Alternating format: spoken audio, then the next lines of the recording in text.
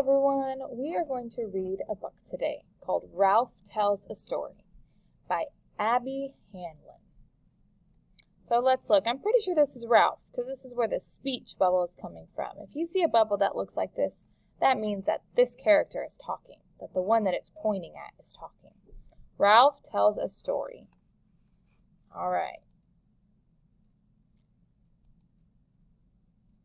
Oh.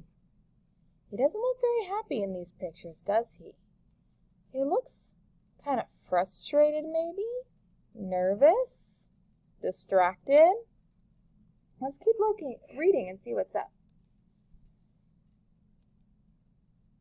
My teacher always said, "Stories are everywhere." She looks excited. Look at the teacher. And the kids in my class were always finding them. The teacher's saying, "Yay, stories, stories." And this little girl over here says, "Then my mom ran so fast that she caught up with the ice cream truck." And this little girl saying, "I ran down the hallway with underwear on my head." That's kind of silly, but that's a story, right? This kid saying, "The dentist forgot to give me a toothbrush." And this kid in the middle saying, "After that, I decided to hide my Halloween candy in my bed." So all these are stories. Let's see what Ralph can do. But every day at writing time, I thought really hard. I stared at my paper. I stared at the ceiling. I could not write a story. So he is kind of frustrated, isn't he? He sits there and he thinks and he thinks and he can't write a story. Ah! I have no story! Look at how big this bubble is and all the capital letters and the big text. He's yelling this, isn't he? Ah! I have no story! Because look at this speech bubble over here. This little girl's saying, "My grandma gave me a cup of coffee and said, 'Don't tell your mother.'" And that's little words. That's a little bubble. Ralph is screaming.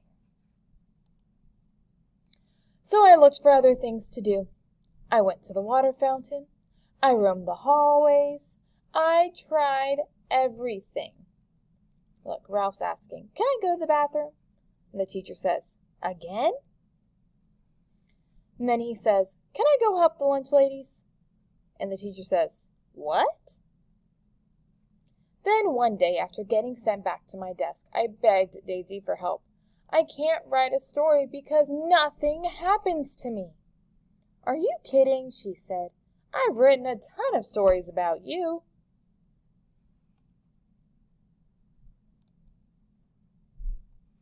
She began pulling her stories out of her desk. "Look at this one," she said. "Remember the time you let me brush your hair?" "And this one. Remember the time you knocked down all the crayons? Oh, and remember the time you painted your nails with a black marker? I thought I'll never be a writer like Daisy." Then Daisy stapled all her stories together. Click, click. "Wow," she said. "This book is already 13 pages. Click, click." "Can I use a stapler?" I asked. I was really good at stapling. "But you have nothing to staple," said Daisy. "You have to find a story first." And then look over here. She says, "Just look around." So I looked for stories out the window, in the aquarium, in my desk. This girl says, "Why do you have socks in your desk?" He says, And when my teacher wasn't looking, I looked for stories on the floor.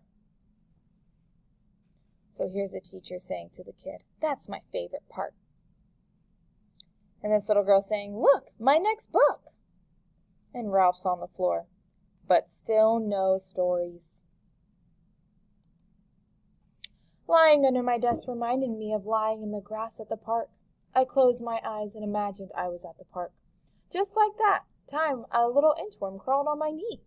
The sun was shining right into my eyes. Squinting, I picked up the wiggly inchworm and looked at it close up. So how do you know that Ralph is not really outside in this picture? So if you look, it said he was under the table and his eyes are closed. He's sleeping. And these little bubbles are called thought bubbles. So if you follow the bubbles all the way up here, you see him now. His eyes are open and he's laying in the grass with this worm. So that's his dream. That's what he's thinking. That's what these thought bubbles mean. He's thinking that. And that's when my favorite teacher found me. "What's your story about?" she asked. I opened my eyes. I saw an inchworm." "Wonderful," she said. "I can't wait to read what you wrote." But there was no inchworm story. I sat down and tried to write about the inchworm, but right away I got stuck. "Do you know any inchworm stories?" I asked Daisy. She just rolled her eyes and kept on writing. And then my teacher said, look, this big thought bubble, she said it to the whole class. She had to be loud. "Writers, come to the rug. Time to share." Look at Ralph over here. He does not look excited to come share. "Ralph, why don't you go first?" said the teacher. I pretended that I had lost my paper. Look, he's sitting in the corner by himself. He's so scared. Everyone says, "Please, me. Oh, pick me." It didn't work. Look, this girl tattled on him, said, "He's sitting on it." He looks upset. I walked to the front of the rug. It took a long time. I held my paper against my chest so no one could see it. "I was at the park," I said. "An inchworm crawled on my knee." It was quiet. My heart went thump, thump, thump, thump. They're all just staring at him. Look at this. And the words are getting bigger. His heart's beating louder and louder. So how do you think he feels right now? Everyone's staring at him. And his heart's beating louder and louder. Look at his face, too. What do you think he's feeling right now? Is he happy? I don't think so. Maybe he's nervous or scared? Right? The words are getting bigger. His heart's beating louder and everyone's looking at him. He's probably really nervous. Let's see. That's when I looked at Daisy. "Wow, really? Did it feel squishy, Ralphie? Did you take it home?" And then everybody started asking me questions. Look at all these speech bubbles. That's what they're saying. "Did your mom let you keep it? Did you touch it? Was it a baby? Was it a girl? Did it tickle? Did you name it?" Look, they're also interested in his story. And he didn't even think it was a story. Wait a minute, I thought. Something did happen with that inchworm. So here we go. Let's start the speech bubbles.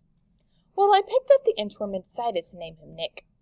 I built Nick a house, but he just inched away. So I followed him. And then all of a sudden his wobbly, crazy... Oh, wait. So I followed him. Then we go to this one. Which is why I didn't notice that someone was following me. And then down here. And then all of a sudden this wobbly, crazy baby grabbed Nick and put him in his... Where do you think he put him? Diaper! Ralph saying, "No!" I tried to be calm. "Come on, baby," I said really nicely. "Give Ralphie the inchworm."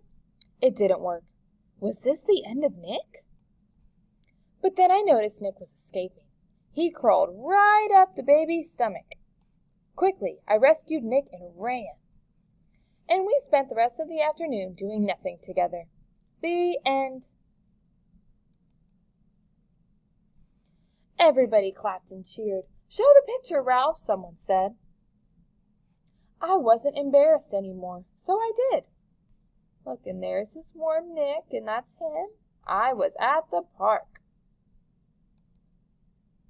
That was last year. This year I write stories all the time. I keep finding stories everywhere. Look, here's that thought bubble again. This book might be too thick to staple. He's got 100 funny stories. That's a lot of paper. So these are some writing tips from Ralph. Get comfortable. It's okay to ask for help.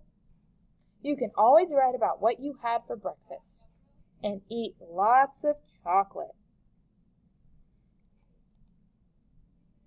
All right, these are all of his books, too. Okay, so now I want you to go in Schoology, and there's a discussion I want you to answer. So I want you to tell me, was Ralph's inchworm story about a big adventure that he'd had? Or was it about a small moment that he had? I want you to tell me what you think and why. All right, I look forward to hearing from you.